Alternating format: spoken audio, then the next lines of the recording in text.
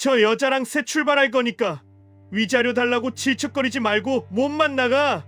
남편이 던진 이혼 서류가 그녀의 얼굴에 떨어졌습니다. 시아버지 칠순잔치 자리, 온 가족이 모인 거실에서였습니다. 복덩이가 들어왔어. 우리 아들 팔자 폈네. 시댁 식구 9명은 젊은 상간녀를 둘러싸고 박수를 쳤습니다. 10년간 밤낮 없이 헌신한 아내는 한순간에 투명인간이 되었습니다. 하지만 그녀는 몰랐습니다. 창고 구석 방치된 낡은 가방 속에 모든 것을 뒤바꿀 비밀이 숨어 있다는 사실을. 오늘 이야기 시작 전 구독과 좋아요로 응원해주세요. 여러분의 하루가 늘 평안하고 따뜻하길 바라겠습니다. 오늘의 사연 시작합니다. 시아버지의 칠순 잔치 당일 새벽 4시, 서윤은 퉁퉁 부은 손가락을 움직여 갈비찜용 고기에 핏물을 빼고 있었습니다. 찬물에 담가 놓은 고기에서 붉은 피가 계속 스며나와 물이 탁해졌습니다. 서윤은 찬물을 갈아가며 고기를 씻어냈습니다. 50인분이나 되는 갈비찜을 혼자 준비하는 것은 쉬운 일이 아니었습니다. 손목이 아파와도 멈출 수 없었습니다. 오늘은 시아버지의 칠순 잔치날이니까요. 아이고, 또 물을 갈아야겠네. 서윤은 혼잣말을 하며 무거운 스테인리스 통을 들어 올렸습니다. 찬물이 손목까지 젖어 들어왔지만 신경 쓸 여유가 없었습니다.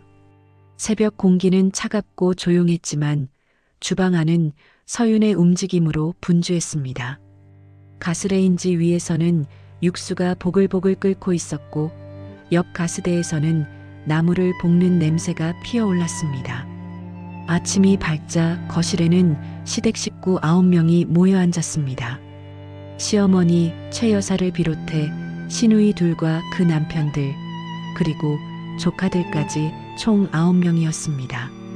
배달로 온 과일 바구니를 뜯으며 모두들 웃고 떠들어댔습니다.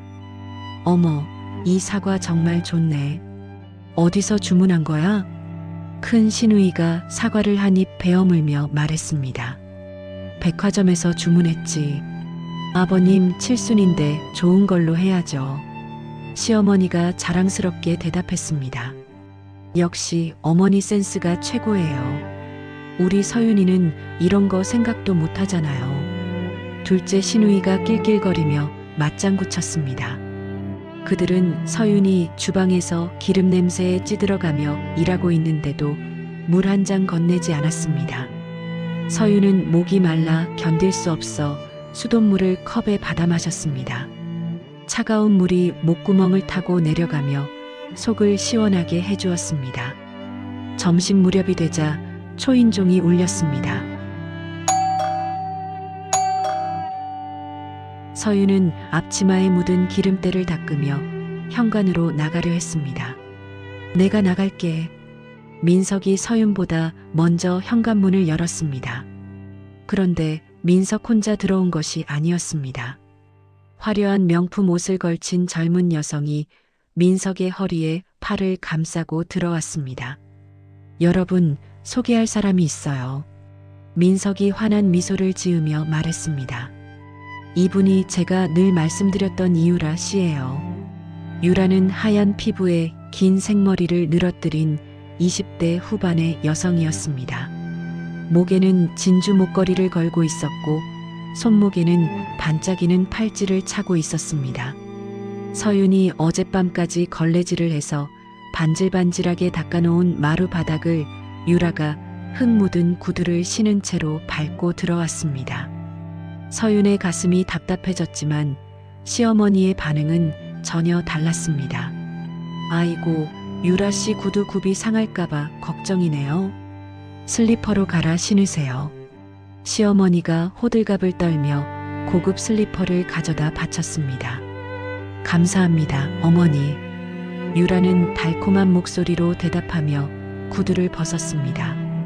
민석은 서윤이 보고 있는 앞에서 유라를 가족들에게 소개했습니다. 유라는 내 사업 파트너이자 내 인생을 바꿔준 귀인이야. 앞으로 자주 뵙게 될 거예요. 민석의 목소리에는 자랑스러움이 가득했습니다. 유라는 민석의 넥타이를 만지작거리며 미소를 지었습니다. 오빠가 너무 과찬하시네요. 그러자 민석도 유라의 옷매무새를 다듬어주며 다정하게 웃었습니다. 두 사람의 행동은 마치 연인 사이처럼 자연스러웠습니다. 큰 시누이와 둘째 시누이가 다가와서 유라의 양쪽 팔을 잡았습니다. 언니라고 불러도 되죠? 처음 뵙는데도 왜 이렇게 친근하게 느껴지는지 모르겠어요. 맞아요. 정말 편안한 느낌이에요.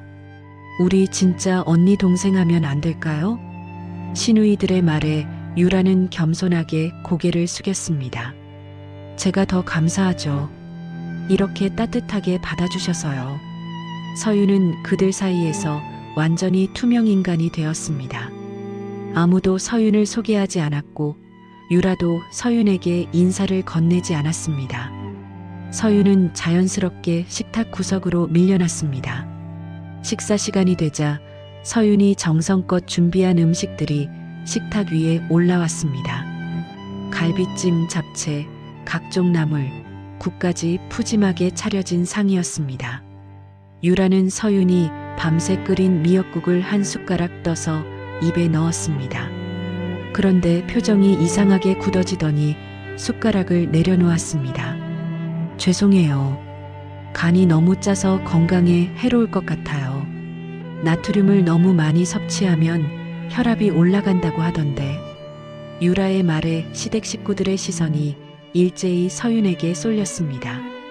어머, 정말이네. 나도 짜다고 생각했어.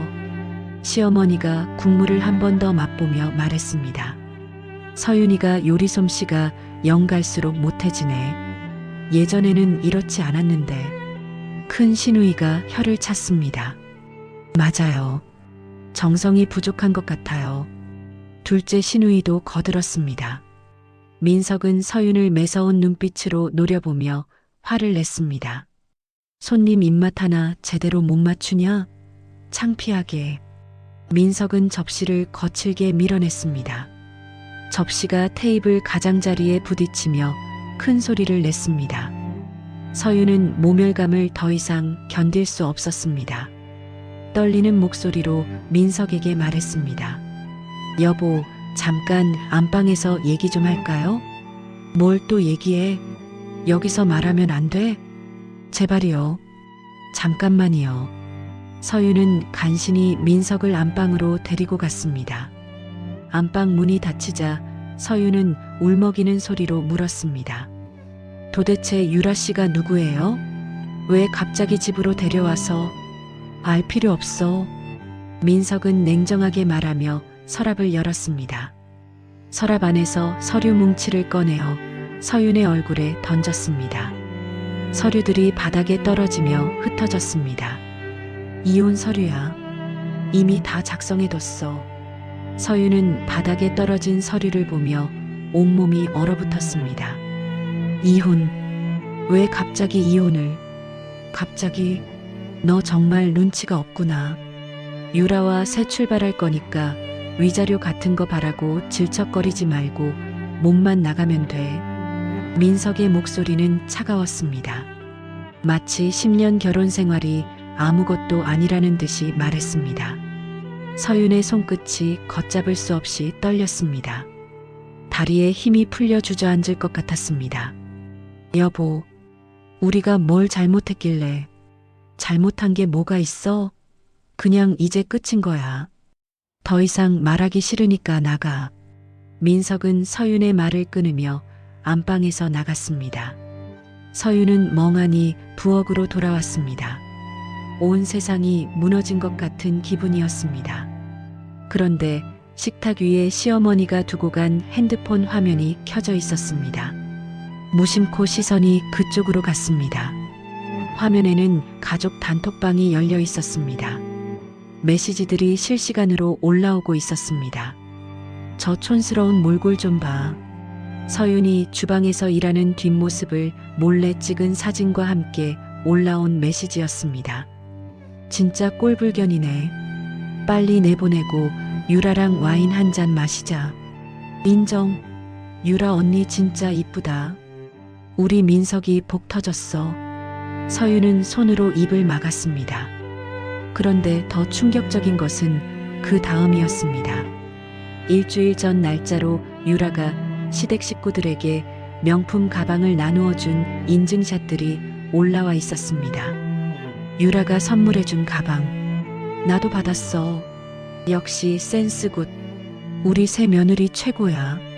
오늘의 만남이 철저히 계획된 연극이었음을 증명하는 증거였습니다. 서윤은 무릎이 꺾이는 것을 느꼈습니다. 그때 등 뒤로 발자국 소리가 들렸습니다. 유라였습니다. 남의 핸드폰 훔쳐보는 버릇까지 있으시네요. 유라는 비릿한 미소를 지으며 말했습니다. 그 미소 속에는 승리감과 조롱이 섞여 있었습니다. 거실에서는 서윤을 제외한 11명의 웃음소리가 폭죽처럼 터져나왔습니다. 민석과 유라 시어머니와 시아버지, 시누이들과 그 가족들 모두가 즐겁게 웃고 떠들고 있었습니다. 서윤은 그 웃음소리 속에서 자신이 철저하게 고립되었음을 깨달았습니다. 10년 동안 가족이라고 믿었던 사람들에게 자신은 처음부터 가족이 아니었습니다. 그 일이 있은 지 3일이 흘렀습니다. 서윤은 회사에서 퇴근하여 집 앞에 도착했습니다. 평소처럼 도어록에 비밀번호를 눌렀지만 문이 열리지 않았습니다. 빨간 불빛과 함께 경고음이 울렸습니다. 왜 안 열리지? 서윤은 다시 한번 천천히 번호를 눌러보았습니다. 하지만 결과는 같았습니다. 비밀번호가 바뀐 것이었습니다. 서윤은 초인종을 눌렀습니다. 한참을 기다려도 아무런 반응이 없었습니다. 다시 초인종을 눌렀습니다. 몇 번을 더 누른 뒤에야 문이 열렸습니다. 유라가 귀찮다는 표정으로 문을 열어주었습니다. 왜 이렇게 시끄럽게 누르세요? 잠깐 화장실 갔다 온 거예요. 유라는 마치 자신이 이 집의 주인인 양 말했습니다. 서윤이 거실로 들어서자 깜짝 놀랐습니다. 거실 한가운데 유라의 대형 이삿짐 박스들이 산더미처럼 쌓여 있었습니다. 명품 쇼핑백과 고급 가방들도 곳곳에 놓여 있었습니다. 이게 뭐예요? 서윤이 물어보려는데 현관밖 복도에 쓰레기 봉투들이 보였습니다. 자세히 보니 자신의 화장대 거울과 옷가지들이 봉투 속에 들어 있었습니다. 10년 동안 정성껏 모았던 옷들과 화장품들이 쓰레기 취급을 받고 있었습니다. 시어머니, 이게 대체 무슨 일이에요? 서윤은 급히 시어머니를 찾았습니다. 아, 서윤아 왔니? 시어머니가 태연하게 나타났습니다. 어머니, 왜 제 물건들을 밖에 내다 버리셨어요? 새 사람이 들어오는데 헛 물건들 치우는 게 당연하지. 유라가 쓸 공간을 만들어줘야지. 시어머니는 당연하다는 듯이 말했습니다. 그렇다고 제 물건을 함부로. 이 집 주인이 누군데 함부로야? 시어머니의 목소리가 높아졌습니다. 너는 이제 저기서 지내면 돼. 시어머니는 서윤을 보일러실 옆 좁은 다용도실로 밀어 넣었습니다. 다용도실은 겨우 이불 하나 깔 수 있을 정도의 작은 공간이었습니다. 청소용품과 빨래 바구니들이 어지럽게 놓여 있었습니다. 습기 냄새와 곰팡이 냄새가 코를 찔렀습니다. 어머니, 아무리 그래도 이런 곳에서 어떻게 살라고. 싫으면 나가. 선택은 네가 하는 거야. 시어머니는 문을 닫고 나가버렸습니다. 다음 날 아침 서윤은 출근 준비를 하고 있었습니다. 민석이 부엌으로 들어와서 서윤의 지갑을 뒤졌습니다. 뭐 하는 거예요? 이거 내가 줬던 카드지? 민석은 서윤이 생활비로 받아 쓰던 신용카드를 꺼냈습니다. 그 카드는 민석 명의로 된 것이었습니다. 앞으로는 이런 거 필요 없어. 민석은 가위를 가져와서 카드를 자르기 시작했습니다. 사각. 플라스틱이 잘리는 소리가 날카롭게 울렸습니다. 앞으로 내 밥값은 네가 알아서 벌어먹어. 나한테 손 벌리지 말고. 민석은 잘린 카드 조각들을 쓰레기통에 버렸습니다. 서윤은 자신의 지갑 속에 본인 명의의 신용카드가 있다는 것을 잘 알고 있었습니다. 하지만 지금은 굴복하는 모습을 보여야 할 때였습니다. 여보, 그럼 저는 어떻게 살아요? 회사 다니는 교통비라도 좀. 서윤은 일부러 떨리는 목소리로 애원했습니다. 눈물까지 글썽이며 가련한 표정을 지었습니다. 교통비? 하하. 민석이 비웃었습니다. 유라도 옆에서 킬킬거리며 웃었습니다. 정말 한심하네요. 그렇게까지 하면서 붙어 있고 싶어요? 유라가 조롱하듯 말했습니다. 민석은 지갑에서 5만 원짜리 지폐 한 장을 꺼내어 바닥에 던졌습니다. 이거나 주워가. 이것도 내 착한 마음이야. 서윤은 바닥에 떨어진 돈을 보며 주먹을 꽉 쥐었습니다.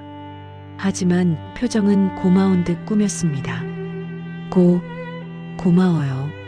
서윤은 바닥에서 돈을 주었습니다. 민석과 유라는 만족스럽다는 표정으로 나가버렸습니다.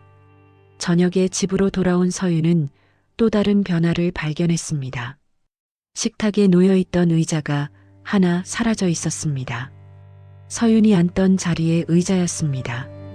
거실에서는 시댁 식구들이 유라와 함께 치킨과 중국 음식을 시켜 먹고 있었습니다. 기름진 냄새가 집안에 가득 퍼져 있었습니다. 서윤아, 너는 부엌에 밥이 있으니까 알아서 먹어. 시어머니가 건성으로 말했습니다.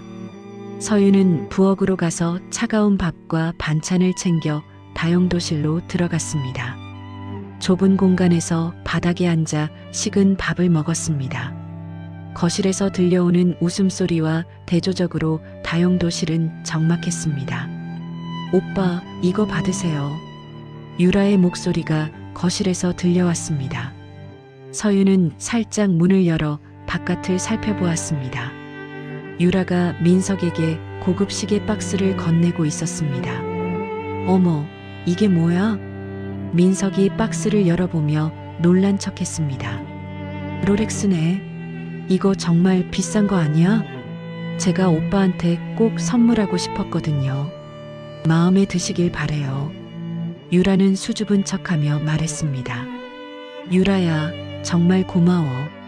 이런 비싼 걸. 민석은 감격한 표정으로 시계를 차봤습니다. 우와, 정말 멋있다. 큰 시누이가 감탄했습니다. 역시 복덩이가 들어왔어. 우리 민석이 팔자 좋다. 시어머니가 박수를 치며 말했습니다. 축하. 건배 한번 할까? 시아버지도 기뻐하며 맥주잔을 들었습니다. 서윤은 문을 닫고 다시 차가운 밥을 입에 넣었습니다. 밥알이 모래처럼 느껴졌습니다. 얼마 후 서윤은 거실로 나가서 말했습니다. 시누이, 예전에 제가 친정에서 받은 돈으로 시누이 사업비 갚아드린 거 기억하시죠? 큰 시누이의 표정이 순간 굳어졌습니다. 갑자기 그런 얘기는 왜 해? 그때 3천만 원이었잖아요. 친정 땅을 팔아서. 증거라도 있어? 큰 시누이가 뻔뻔하게 반박했습니다. 가족끼리 서로 도우면서 사는 게 당연한 거 아니야? 그걸 지금 와서 따지고 그래? 맞아. 가족이 뭘 그런 걸 가지고. 둘째 시누이도 거들었습니다. 제발 정신 좀 차려. 지금 내 처지가 어떤데 그런 소리를 하고 있어? 시아버지가 화를 내며 말했습니다. 아버지, 저는 그냥 사실을 말한 거. 사실이 뭐가 중요해? 시아버지는 손에 들고 있던 뜨거운 녹차 찻잔을 바닥에 집어 던졌습니다. 찻잔이 바닥에서 산산조각 나며 뜨거운 차가 사방으로 튀었습니다. 깨진 도자기 파편이 서윤의 종아리를 스쳤습니다. 날카로운 조각이 살을 베어 붉은 피가 흘러내렸습니다. 서윤이 아픔에 소리를 질렀습니다. 분위기 망치지 말고 들어가. 민석은 피를 흘리는 서윤을 보고도 차갑게 말했습니다. 다쳤는데 네가 괜한 말을 해서 그런 거잖아. 얼른 들어가서 손 씻고 와. 유라는 입을 손으로 가리며 짐짓 놀란 척했습니다. 하지만 그 눈은 분명히 웃고 있었습니다. 주말 저녁이 되었습니다. 유라가 인테리어 업자 2명을 데려왔습니다. 저쪽 베란다를 다 밀어버리고 홈바를 설치하고 싶어요. 유라는 서윤이 10년 동안 정성껏 가꿔온 베란다 정원을 가리키며 말했습니다. 베란다에는 서윤이 하나하나 심어 기른 화분들이 가득했습니다. 장미, 허브, 다육식물들이 예쁘게 자라고 있었습니다. 잠깐만요. 거기는 제가 기르는 식물들이. 서윤이 급히 말렸습니다. 식물? 그런 지저분한 것들 말고 멋진 홈바를 만들면 얼마나 좋아요? 유라는 업자에게 지시했습니다. 화분들 다 치워주세요. 내일부터 공사 들어가야 하니까. 안 돼요. 제발 그러지 마세요. 서윤이 베란다로 달려갔습니다. 그때 민석이 다가와서 서윤의 어깨를 강하게 밀쳤습니다. 넌 왜 이렇게 일을 크게 만들어? 서윤은 균형을 잃고 화분들이 놓인 흙더미 위로 넘어졌습니다. 손바닥이 거친 화분에 부딪히며 살이 찢어졌습니다. 하얀 옷에 흙이 묻어 지저분해졌습니다. 오빠, 사진 찍을까요? 기념으로요. 유라가 핸드폰을 꺼냈습니다. 좋은 생각이야. 시댁 식구들이 흙투성이가 된 서윤을 배경으로 모여들었습니다. 유라가 중앙에 서고 민석과 시댁 식구들이 양옆에 줄을 섰습니다. 건배. 모두들 웃으며 손을 들어 올렸습니다. 찰칵. 핸드폰 플래시가 번쩍 터졌습니다. 그 차가운 불빛이 바닥에 넘어져 있는 서윤의 처참한 모습을 적나라하게 비췄습니다. 그날 밤 서윤은 다용도실에서 찢어진 손바닥을 찬물로 씻었습니다. 물에 피가 섞여 분홍빛으로 흘러내렸습니다. 작은 거울에 비친 자신의 모습을 바라봤습니다. 초라하고 비참한 여자가 거울 속에 있었습니다. 하지만 그 눈동자만은 전과 달랐습니다. 차갑고 단단한 무언가가 서윤의 눈 속에서 자라고 있었습니다. 서윤은 거울 속 자신의 눈을 똑바로 바라보며 생각했습니다. 더 이상 잃을 것도 없었습니다. 이제 진짜 게임을 시작할 때였습니다. 이사를 독촉받으며 창고를 정리하던 어느 새벽이었습니다. 시어머니가 서윤에게 엄포를 놨습니다. 창고에 있는 잡동사니들 언제까지 그대로 둘 거야? 유라가 짐 넣을 공간이 필요하다는데. 네, 어머니. 오늘 당장 정리할게요. 서윤은 고개를 숙이며 대답했습니다. 새벽 5시 서윤은 손전등을 들고 지하 창고로 내려갔습니다. 10년 동안 쌓인 상자들과 가구들이 어지럽게 널려 있었습니다. 먼지가 코끝을 자극해 재채기가 나왔습니다. 구석에서 낡은 가죽 가방을 발견했습니다. 시부모가 예전에 던져둔 것 같았습니다. 이런 것도 있었네. 서윤이 가방을 들어 올리자 무거운 느낌이 들었습니다. 가방 잠금 장치가 녹슬어 있었지만 억지로 열어봤습니다. 가방 뚜껑이 열리자 곰팡이 냄새가 코를 찔렀습니다. 그 안에서 서류 뭉치들이 쏟아져 나왔습니다. 토지대장, 건물 등기 권리증, 인감증명서들이었습니다. 서윤은 손전등으로 서류들을 하나하나 비춰봤습니다. 모든 서류에 자신의 이름이 적혀 있었습니다.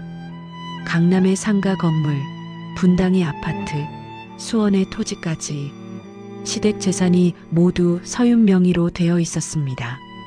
이게 정말 내 이름으로 되어 있네. 서윤의 손이 떨렸습니다. 시댁이 명의신탁이라고 생각하고 있던 이 막대한 재산들이 법적으로는 온전히 자신의 소유였던 것입니다. 다음 날 아침 서윤은 평소보다 일찍 일어났습니다. 어머니, 장 보고 올게요. 필요한 반찬 있으면 말씀하세요. 서유는 가방을 들고 집을 나섰습니다. 평소 안면이 있던 김법무사 사무실을 찾아갔습니다. 김법무사는 60대의 노련한 전문가였습니다. 서윤 씨, 오랜만이네요. 어떻게 오셨어요? 법무사님, 급한 상담이 있어서 왔습니다. 서윤은 가방에서 서류들을 꺼내 책상 위에 올렸습니다. 김 법무사가 돋보기를 쓰고 서류들을 자세히 살펴봤습니다. 이 서류들이 어떻게 된 건지 설명해 보세요. 서윤은 시댁에서 세금 회피를 목적으로 자신 명의로 재산을 돌려놓은 경위를 설명했습니다. 아, 그렇다면 이건 명의신탁이군요. 하지만 법적으로는 서윤 씨가 완전한 소유자예요. 김 법무사가 고개를 끄덕였습니다. 상대방이 소유권을 주장하려면 명의신탁의 불법성을 스스로 자백해야 해요. 그러면 부동산 실명법 위반으로 과징금을 내야 하는데 그 금액이 재산 가액보다 훨씬 클 거예요. 김 법무사는 자신 있게 말했습니다. 그럼 제가 이 재산들을 마음대로 처분해도 되나요? 물론이죠. 법적으로는 100% 서윤 씨 재산이니까요. 상대방이 뭐라고 하든 이길 수 없어요. 서윤은 가슴이 뛰는 것을 느꼈습니다. 드디어 역전의 기회를 찾은 것 같았습니다. 집으로 돌아온 서윤은 서류들을 다용도실 장판 밑에 조심스럽게 숨겼습니다. 아무도 모르게 꼭꼭 숨겨두었습니다. 그때 현관에서 우편 배달 소리가 들렸습니다. 서윤이 급히 나가보니 등기 우편물이 와 있었습니다. 국세청에서 온 것이었습니다. 민석보다 먼저 우편물을 가로챘습니다. 봉투를 뜯어보니 체납세금 독촉장이었습니다. 박민석 귀하, 미납세액 3억 원에 대한 최종 독촉장을 발송합니다. 서윤의 얼굴이 파랗게 질렸습니다. 5년 전 민석이 자신의 인감을 몰래 도용해서 벌인 사업 때문에 생긴 세금이었습니다. 사업은 망했지만 폐업 신고를 제대로 하지 않아서 계속 세금이 쌓인 것이었습니다. 서윤은 급히 핸드폰으로 모바일 뱅킹 앱을 켰습니다. 세금을 당장 납부하려고 했습니다. 하지만 출금 정지 메시지가 떴습니다. 결제가 거부되었습니다. 어떻게 된 거지? 서윤은 다른 계좌들도 확인해 봤습니다. 모든 계좌에서 같은 메시지가 나왔습니다.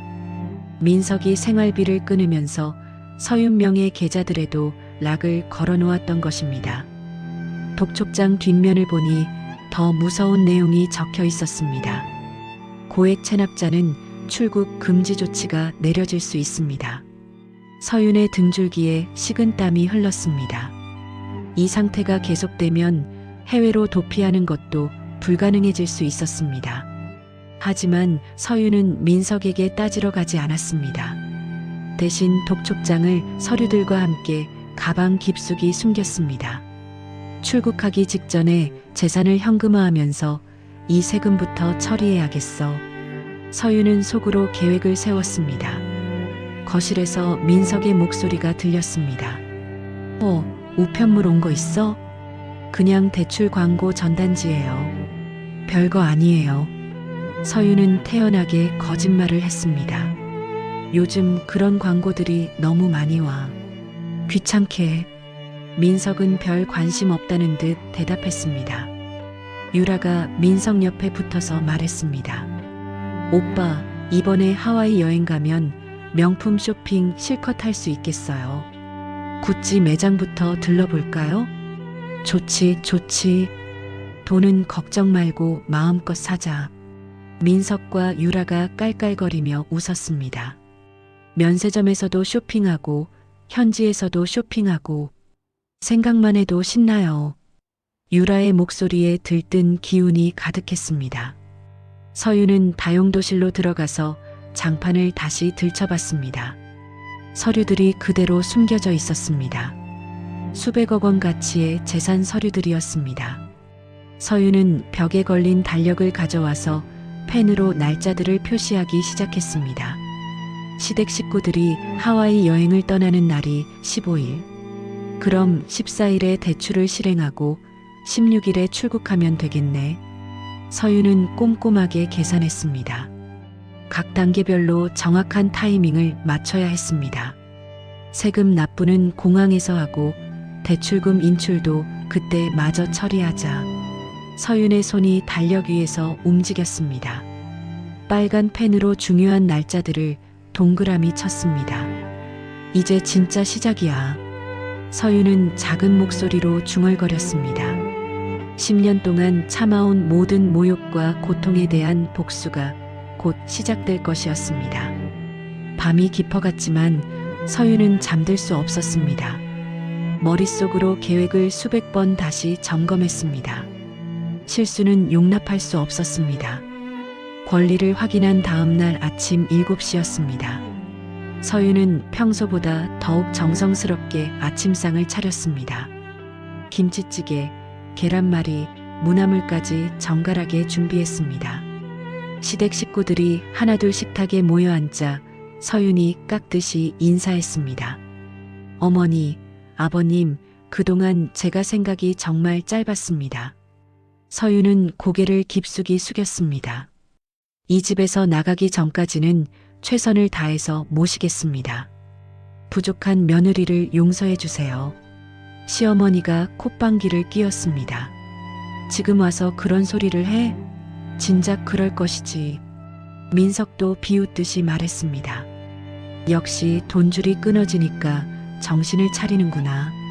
사람은 쪼들려봐야 철이 든다니까. 맞아요. 이제야 현실을 깨달은 것 같네요. 큰 시누이가 조롱 섞인 목소리로 맞장구 쳤습니다. 그래도 마음을 고쳐 먹었으니 다행이야. 앞으로 얼마 안 남았으니까 착하게 지내자. 시아버지도 만족스럽다는 표정이었습니다. 시댁 식구들은 서윤이 생활고에 못 이겨 완전히 굴복했다고 생각했습니다.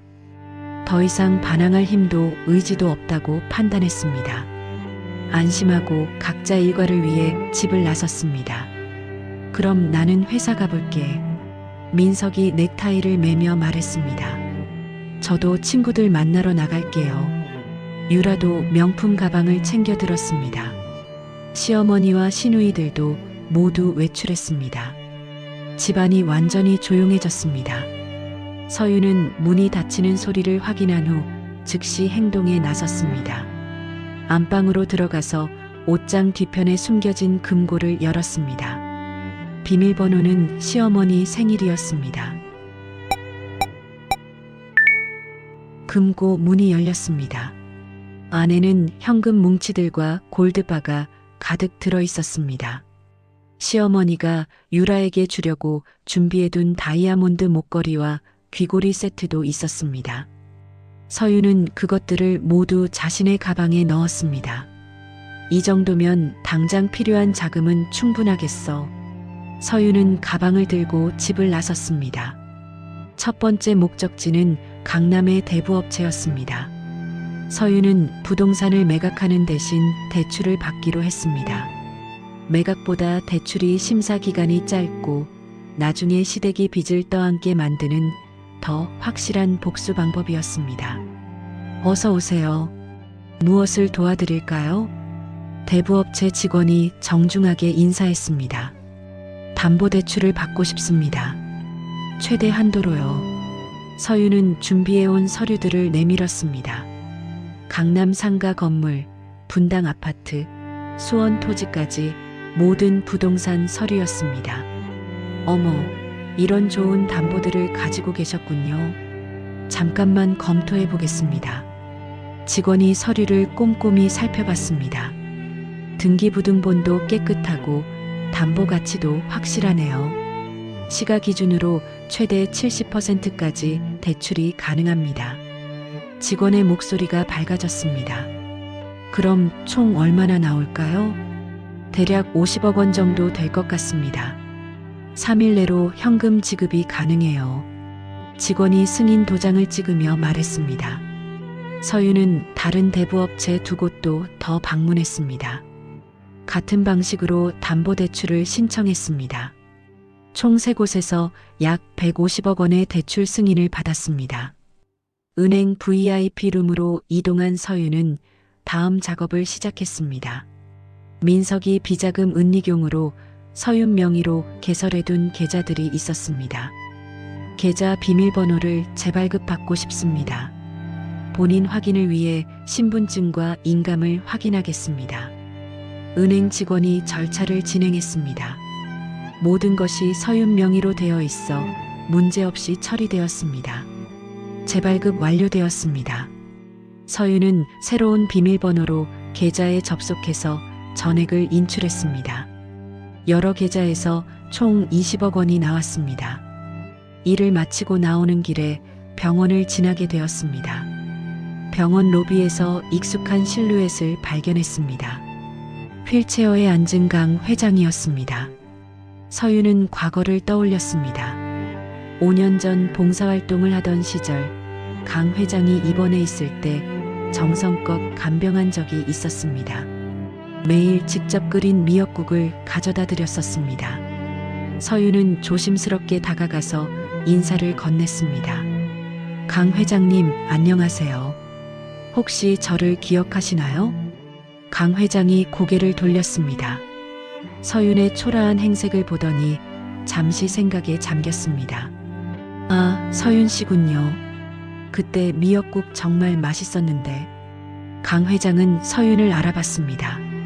하지만 서윤의 눈빛에서 뭔가 다른 것을 읽어냈습니다. 예전과는 전혀 다른 결기가 서려 있었습니다. 비서야, 명함 좀 가져와. 강 회장이 비서에게 지시했습니다. 비서가 고급 명함을 건네주었습니다. 서윤 씨, 도움이 필요하면 언제든지 연락하세요.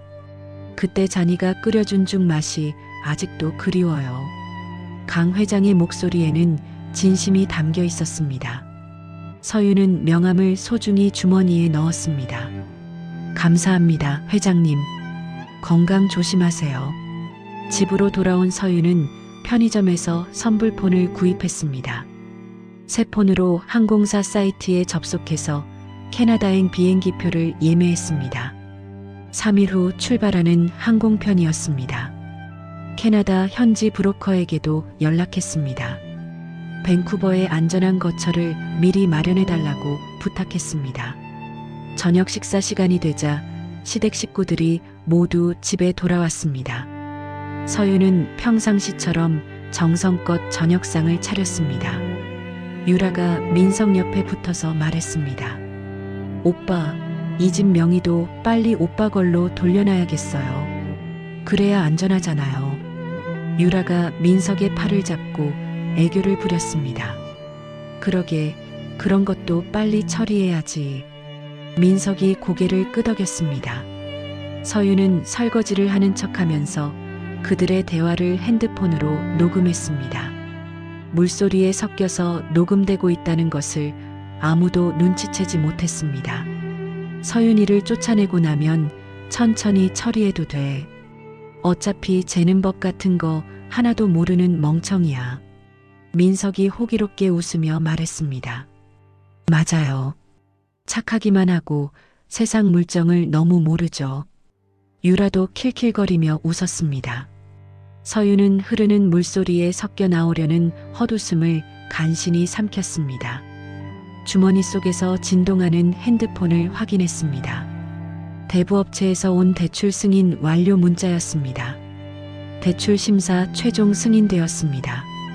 3일 후 오전 10시에 현금 지급 가능합니다. 서윤은 젖은 손을 앞치마에 닦으며 생각했습니다. 내일이면 이 집의 진짜 주인이 은행과 대부업체로 바뀔 것이었습니다. 150억 원의 빚을 진 채로 시댁 식구들은 거리로 내몰리게 될 것입니다. 이제 정말 얼마 안 남았네. 서윤은 속으로 중얼거렸습니다. 10년 동안 준비해온 복수가 드디어 시작되려 하고 있었습니다. 출국을 3일 앞둔 아침이었습니다. 현관에서 왁자지껄한 소리가 들려왔습니다. 짐 다 챙겼지? 여권도 확인했고? 민석이 들뜬 목소리로 말했습니다. 네, 오빠. 다 준비됐어요. 유라가 명품 캐리어를 끌며 대답했습니다. 시댁 식구 9명이 모두 현관에 모여들었습니다. 유라가 기획한 가족 단합 하와이 여행을 떠나는 날이었습니다. 어머니, 아버님도 빨리 나오세요. 큰 시누이가 부모님을 재촉했습니다. 아이고, 가방이 너무 무거워. 쇼핑할 것 생각하면 벌써부터 설레네. 시어머니가 웃으며 말했습니다. 이번 여행 정말 잘 기획했어요. 유라 언니. 둘째 시누이가 유라의 팔을 잡았습니다. 서유는 창문 너머로 그들을 지켜봤습니다. 인천공항행 리무진 버스가 아파트 앞에서 기다리고 있었습니다. 그럼 우리 출발할까요? 하와이에서 신나게 놀다 올게요.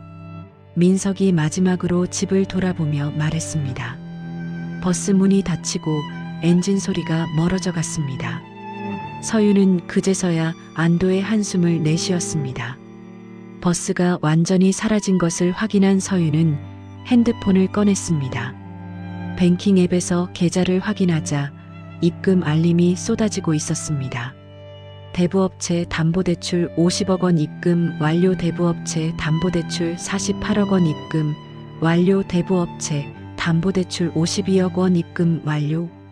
총 150억 원의 대출금이 일제히 입금되었습니다.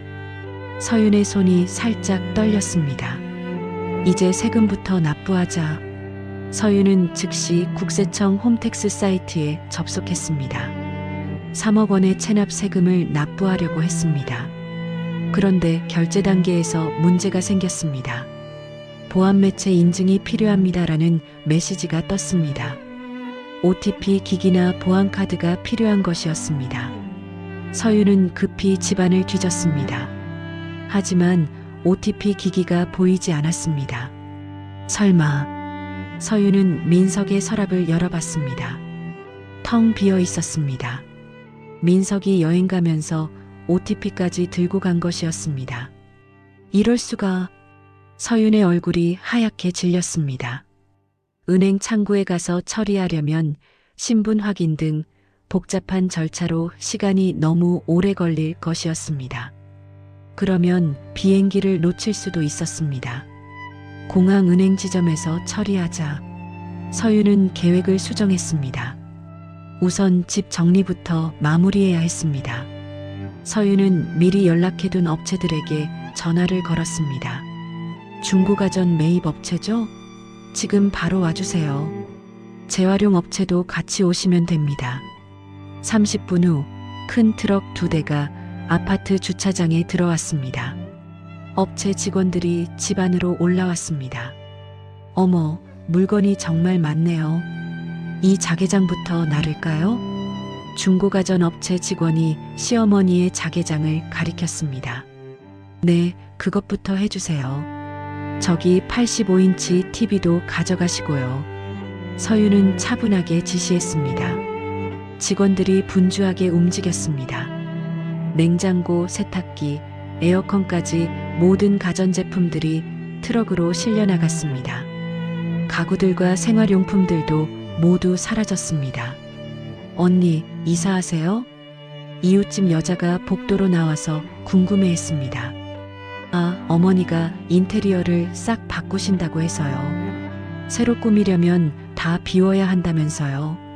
서유는 자연스럽게 거짓말을 했습니다. 아, 그래요? 요즘 인테리어 유행이잖아요. 이웃집 여자가 고개를 끄덕이며 들어갔습니다. 집이 완전히 텅 비었습니다.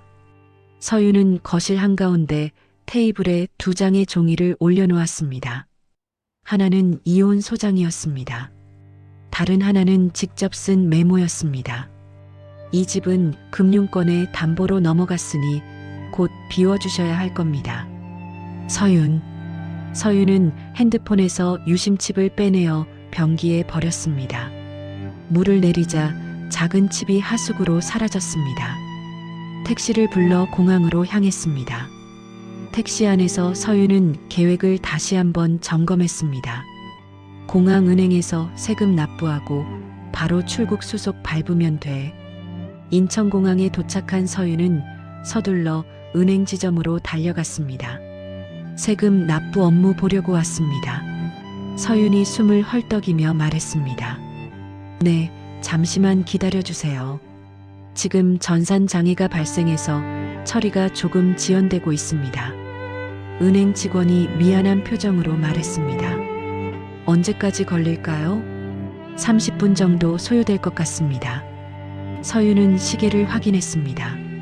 탑승 수속 마감까지 1시간밖에 남지 않았습니다. 빨리 처리해 주세요. 급한 일이에요. 서윤은 초조함에 발을 동동 구르며 직원을 재촉했습니다. 그 시간 하와이 공항 라운지에 있던 민석의 핸드폰이 울렸습니다. 문자 메시지가 도착한 것이었습니다. 담보대출 실행 완료. 월 이자 납입 안내드립니다. 대부업체. 민석이 문자를 읽고는 얼굴이 하얗게 변했습니다. 뭐야 이게? 담보대출이 뭐야? 민석이 당황해서 중얼거렸습니다. 바로 그때 시어머니의 핸드폰도 울렸습니다. 이웃집 여자로부터 온 전화였습니다. 여보세요, 최 사모님? 댁이 텅 비었던데요? 이사 가신 거예요? 뭐라고요? 집이 비었다고요? 시어머니의 목소리가 높아졌습니다. 네, 트럭이 와서 짐을 다 실어 갔어요. 서윤 씨가 인테리어 한다고 하던데. 이럴 수가. 시어머니가 비명을 지르며 바닥에 주저앉았습니다. 어머니, 무슨 일이에요? 유라와 시댁 식구들이 몰려들었습니다. 민석은 상황을 파악하고 즉시 한국 경찰에 전화를 걸었습니다. 여보세요, 111이죠? 신고할 일이 있습니다. 민석의 목소리가 떨렸습니다. 제 아내가 집안 재산을 모두 훔쳐서 해외로 도주하려고 합니다. 지금 당장 공항을 막아주세요. 신고자 성함과 상세한 내용을 말씀해 주세요. 경찰이 차분하게 응답했습니다. 박민석입니다. 아내 이서윤이 수십억 원을 훔쳐서 도망가려고 해요. 한편 공항은행에서는 전산 복구가 완료되었습니다. 고객님, 이제 처리 가능합니다. 은행 직원이 서윤을 불렀습니다. 서윤은 급히 창구로 가서 3억 원 세금을 납부했습니다. 납부 완료되었습니다. 영수증 받으세요. 서윤은 영수증을 받고 안도의 한숨을 쉬었습니다. 출국 심사대로 뛰어갔습니다. 하지만 서윤이 모르는 사이에 경찰 전산망에는 이미 민석의 허위 신고가 접수되어 있었습니다. 서윤의 이름과 함께 출국 금지 요청이 올라와 있었습니다. 출국 심사대에 여권을 올리는 순간이었습니다. 서윤은 가슴이 뛰는 것을 느꼈습니다. 드디어 자유를 향한 마지막 관문이었습니다. 하지만 자동 출입국 심사 게이트가 열리지 않았습니다. 붉은 경고등이 전멸하기 시작했습니다. 날카로운 사이렌 소리가 공항 터미널에 울려 퍼졌습니다. 왜 안 열리지? 서윤이 당황해서 중얼거렸습니다. 방금 세금을 납부했으니 문제 없을 거라고 생각했습니다. 출입국 관리 직원이 다가왔습니다. 여권 좀 보여주시겠어요? 네, 여기 있습니다. 서윤이 떨리는 손으로 여권을 건넸습니다. 직원이 컴퓨터 화면을 확인하더니 심각한 표정을 지었습니다. 이서윤 씨죠? 죄송하지만 출국이 금지되었습니다. 출국 금지요? 왜요? 서윤의 목소리가 떨렸습니다. 고액 체납 이력과 도난 및 횡령 혐의 신고가 접수되어 있습니다. 경찰 조사가 필요한 상황입니다. 직원이 차분하게 설명했습니다. 서윤은 머리가 하얗게 변하는 것을 느꼈습니다. 세금 납부 전산 반영이 늦어진 것과 민석의 허위 신고가 맞물린 것이었습니다. 그때 멀리서 고함 소리가 들려왔습니다. 저기다. 저기 있어. 민석의 목소리였습니다. 민석과 유라 시댁 식구들이 경찰과 함께 출국장으로 달려왔습니다. 하와이행 비행기를 포기하고 급히 돌아온 것이었습니다. 내 마누라야. 저 사기꾼을 잡아주세요. 민석이 서윤을 발견하고 소리쳤습니다. 민석은 수많은 여행객들이 보는 앞에서 서윤의 멱살을 잡았습니다. 내 집, 내 건물 담보로 돈 다 챙겼지. 이 도둑년아. 민석이 서윤을 흔들며 악을 썼습니다. 여보, 그게 아니에요. 그 재산은 원래 제 명의. 뭐가 내 명의야. 다 내가 번 돈이야. 민석의 얼굴이 붉어졌습니다. 유라는 핸드폰을 꺼내어 서윤의 얼굴을 찍기 시작했습니다. 여러분 보세요. 가족 돈 들고 튀려는 범죄자입니다. 유라가 라이브 방송을 켜며 소리쳤습니다. 남편 몰래 수십억 원을 훔쳐서 해외로 도망가려다 잡혔어요. 주변 사람들이 수군거리며 서윤을 바라봤습니다. 시어머니가 서윤의 가방을 뺏으려고 달려들었습니다. 내 폐물 내놔라. 내 금고에 있던 다이아몬드 목걸이 어디 있어? 경찰이 시어머니를 말렸습니다. 부인, 진정하세요. 일단 상황을 파악해 보겠습니다. 시어머니는 바닥에 드러누워 통곡했습니다. 으악, 우리 집안이 망했어. 전현이 다 가져갔어. 공항 경찰이 상황을 정리했습니다. 민석의 주장과 서윤의 고액 대출 기록, 그리고 방금 전까지의 체납 상태를 종합해서 판단했습니다. 이서윤 씨, 도주 우려가 있는 경제사범으로 보입니다. 일단 연행하겠습니다. 잠깐만요. 세금은 방금 냈어요. 여기 영수증 있어요. 서윤이 급히 영수증을 꺼냈습니다. 그 재산은 제 명의로 된 정당한 대출이에요. 범죄가 아니라고요. 하지만 공항이 너무 혼란스러웠습니다. 민석과 시댁 식구들의 고함, 유라의 생중계, 구경꾼들의 수군거림. 경찰은 일단 서윤을 연행하기로 결정했습니다. 수갑을 채우겠습니다. 차가운 쇠고리가 서윤의 손목에 채워졌습니다. 서윤은 억울함과 공포로 온몸이 떨렸습니다. 민석을 노려봤지만 민석은 승리감에 도취해서 비웃고 있었습니다. 하하, 꼴 좋다. 이제 감옥에서 썩어라. 민석이 손뼉을 치며 웃었습니다. 서윤이 연행되는 동안 유라는 계속 핸드폰으로 촬영했습니다. 정의가 구현되는 순간을 여러분께 보여드리고 있습니다. 유라가 SNS에 실시간으로 올리며 말했습니다. 시댁 식구들은 경찰에게 소리쳤습니다. 저 가방 안에 우리 돈이 들어있어요. 압수해주세요. 우리 집 금고에서 훔쳐간 거예요. 호송차 안에서 서윤은 주머니 속 강 회장의 명함을 떠올렸습니다. 하지만 수갑이 채워진 손으로는 꺼낼 수가 없었습니다. 절망감이 밀려왔습니다. 아직 끝나지 않았어. 분명 방법이 있을 거야. 서윤은 속으로 중얼거렸습니다. 경찰서 유치장에 도착했습니다. 차가운 철창 안에 혼자 갇혔습니다. 서윤은 철창에 등을 기대고 앉았습니다. 완벽하게 짰던 계획이 마지막 1%의 변수 때문에 무너졌습니다. 민석의 OTP 가져가기, 허위 신고, 세금 납부 전산 반영 지연, 모든 것이 겹쳐서 최악의 상황이 된 것이었습니다. 내가 너무 성급했나? 서윤은 자책했습니다. 밤이 깊어갔습니다.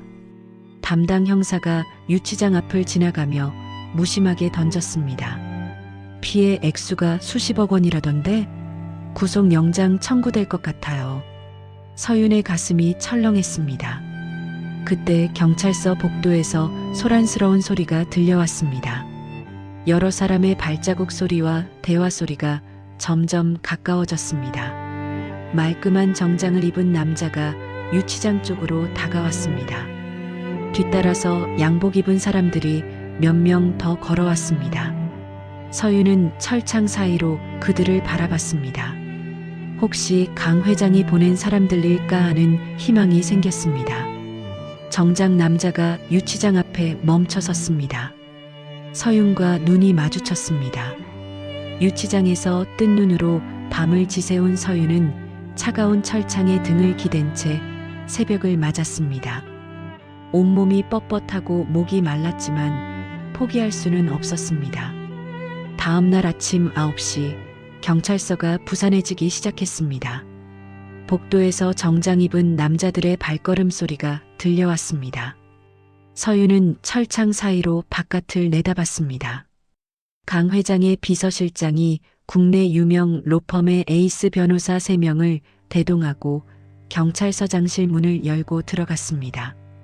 안녕하십니까? 강 회장 비서실장 김태준입니다. 비서실장이 정중하게 인사했습니다. 이번 이서윤 씨 사건과 관련해서 왔습니다. 비서실장은 서장 책상 위에 서류들을 차례로 올려놓았습니다. 서윤이 체포 직전에 납부한 세금 영수증과 강 회장이 직접 쓴 탄원서였습니다. 강 회장님께서 이서윤 씨를 위해 탄원서를 작성하셨습니다. 변호사 중 한 명이 조사실 모니터에 USB를 연결했습니다. 화면에 5년 전 은행 CCTV 영상이 재생되기 시작했습니다. 이 영상을 보십시오. 화면 속에서 민석이 서윤 몰래 인감 도장을 가지고 은행에 가서 대출 서류에 도장을 찍는 모습이 선명하게 나왔습니다. 박민석 씨가 부인 몰래 인감을 도용해서 사업 자금을 대출받은 증거입니다. 변호사가 차분하게 설명했습니다. 또한 이서윤 씨 명의로 된 모든 부동산과 예금이 법적으로 완벽한 이서윤 씨 소유라는 증거도 있습니다. 다른 변호사가 등기부등본과 법리 검토서를 내밀었습니다. 박민석 씨의 주장은 명의신탁을 스스로 자인하는 꼴입니다. 이는 부동산 실명법 위반으로 과징금만 수십억 원에 달할 것입니다. 변호사의 논리정연한 설명에 담당 형사들이 당황했습니다.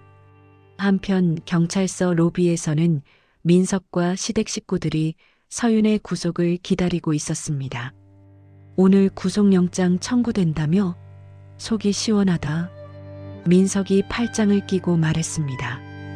당연하지. 우리 돈 훔친 도둑년이 감옥 가는 거야. 큰 시누이가 맞장구 쳤습니다. 그때 경찰서 입구가 소란스러워졌습니다. 휠체어를 탄 강 회장이 경호원 4명의 호의를 받으며 들어왔습니다. 저분이 누구지? 시댁 식구들이 수군거렸습니다. 강 회장은 곧장 민석 앞으로 갔습니다. 지팡이로 민석의 정강이를 힘껏 내리쳤습니다. 아야! 민석이 아픔에 소리쳤습니다. 어디서 감히 내 은인을 도둑 취급하느냐? 강 회장의 천둥 같은 호통이 로비에 울렸습니다. 당신이 누구십니까? 민석이 떨리는 목소리로 물었습니다. 강철산이다. 이서윤 씨가 얼마나 착한 사람인지 네가 뭘 안다고. 강 회장의 위압적인 기세에 시댁 식구들이 움츠러들었습니다. 유라는 상황이 역전된 것을 감지하고 몰래 핸드폰을 만지작거렸습니다. 어젯밤에 찍었던 동영상들을 지우려고 했습니다. 하지만 비서실장이 재빨리 유라의 핸드폰을 낚아챘습니다. 증거인멸 시도는 추가 범죄에 해당됩니다. 비서실장이 차갑게 말했습니다. 유라는 얼굴이 파랗게 질렸습니다. 담당 형사가 민석에게 다가왔습니다. 박민석 씨, 당신을 무고죄 및 사문서 위조, 탈세 혐의로 긴급 체포합니다. 형사가 수갑을 꺼내며 말했습니다. 잠깐, 이건 말도 안 돼. 내 돈이라고. 민석이 절규했습니다. 다리 벌리고 손 뒤로 하세요. 경찰이 민석을 거칠게 제압했습니다. 찰칵.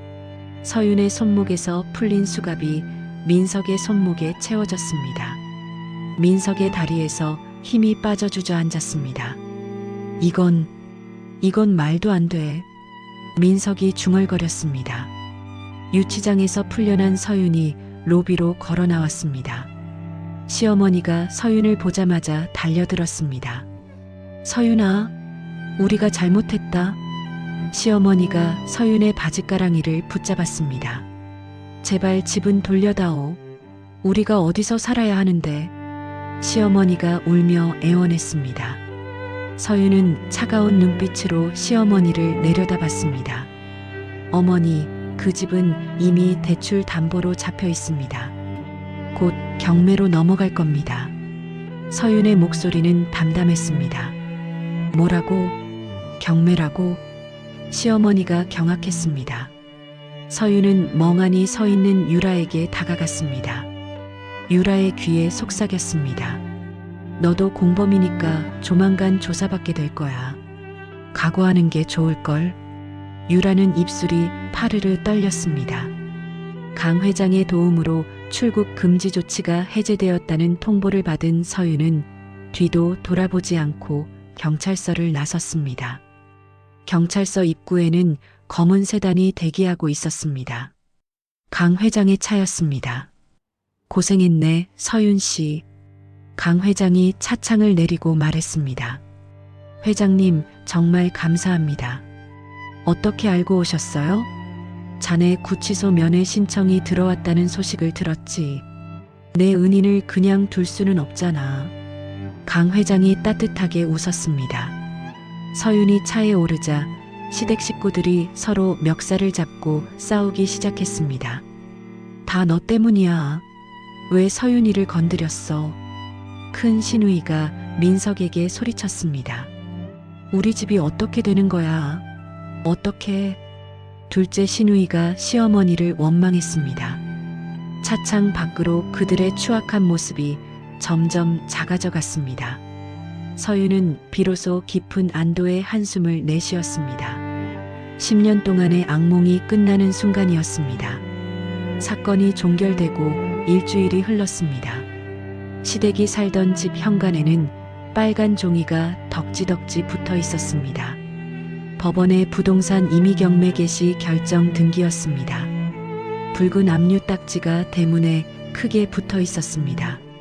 시댁이 소유했던 강남 상가 건물도 마찬가지였습니다. 모든 부동산에 경매 공고가 붙었습니다. 서윤이 받아간 대출금의 이자가 밀리기 시작했습니다. 월 이자만 해도 수억 원이었습니다. 시댁 식구들이 감당할 수 있는 금액이 아니었습니다.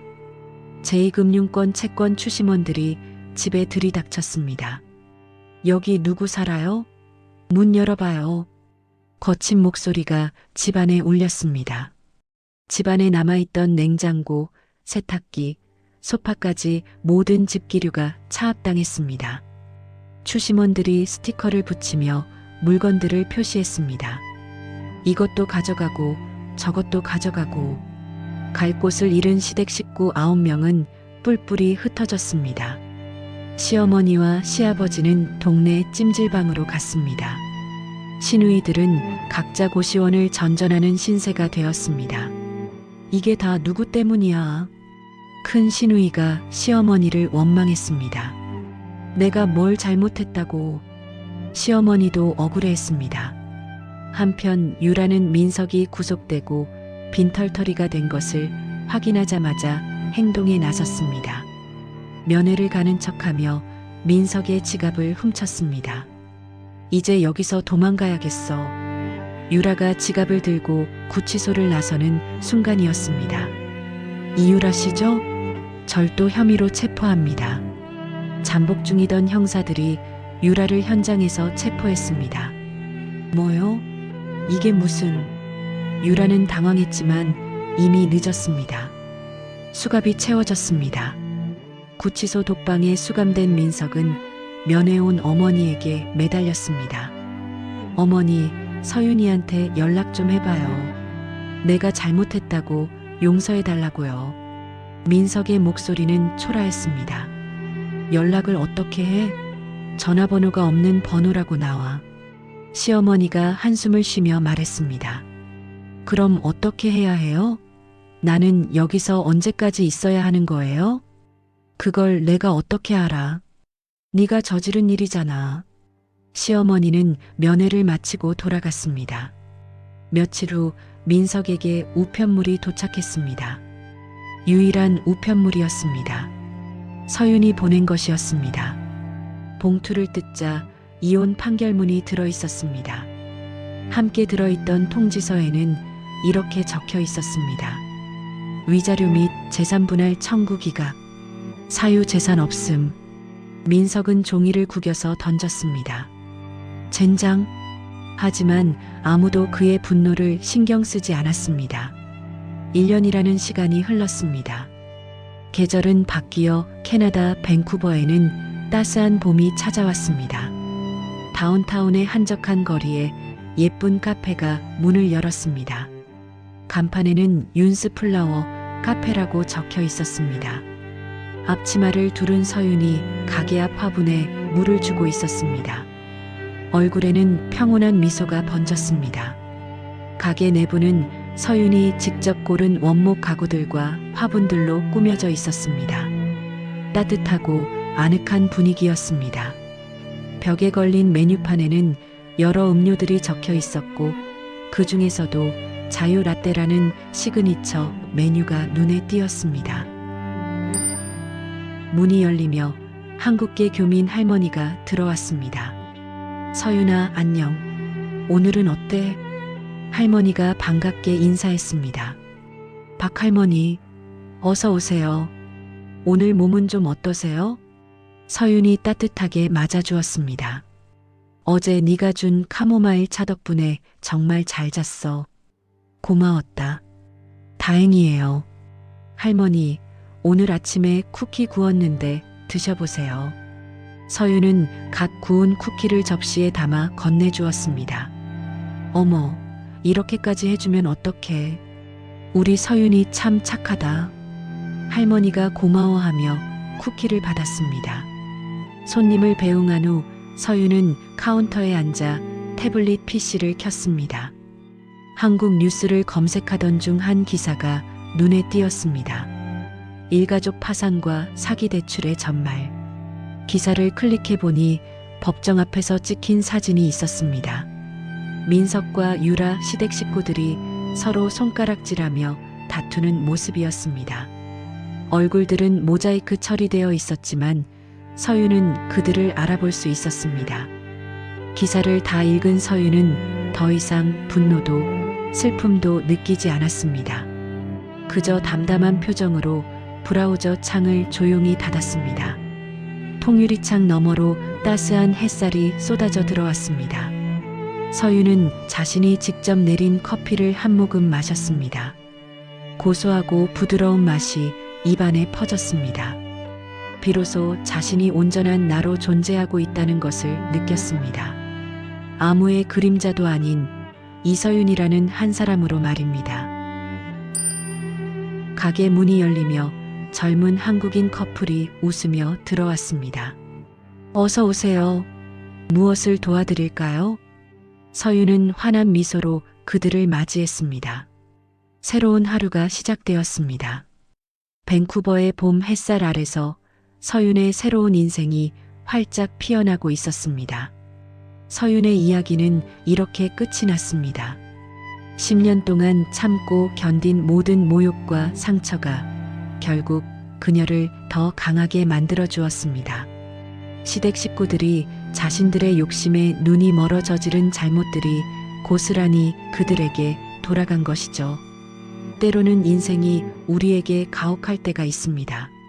하지만 끝까지 포기하지 않고 자신의 길을 찾아가는 사람에게는 반드시 새로운 기회가 찾아옵니다. 서윤처럼 밑바닥까지 떨어져 봤던 경험이 있는 분들이라면 아실 겁니다. 진정한 자유가 얼마나 소중한지, 그리고 그 자유를 되찾기 위해서는 때로 용기 있는 결단이 필요하다는 것을요. 밴쿠버의 봄 햇살 아래서 평온한 미소를 짓는 서윤의 모습이 여러분 마음에도 작은 희망을 전해드렸기를 바랍니다. 어떤 어려움 속에서도 포기하지 마세요. 여러분의 인생에도 서윤처럼 새로운 아침이 반드시 올 테니까요. 오늘 이야기가 작은 위로가 되셨다면 구독, 좋아요, 댓글로 함께 해주세요. 여러분의 하루에도 따뜻한 기운이 가득하길 바랍니다. 이야기 꽃피다였습니다. 감사합니다.